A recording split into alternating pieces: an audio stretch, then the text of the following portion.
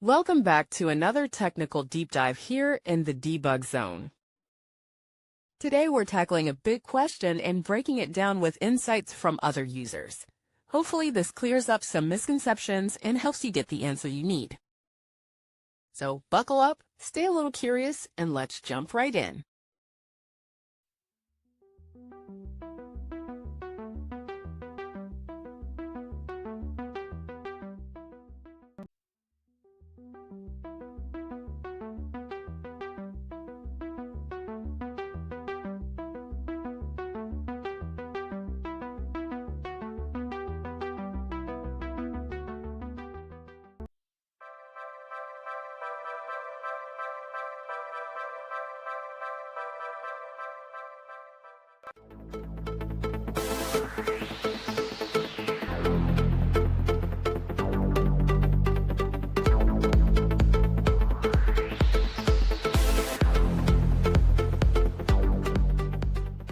And that's a wrap.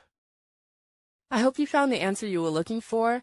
If you did, take a second to hit that subscribe button. It really helps out. And let me know in the comments which solution worked best for you. See you next time in the Debug Zone.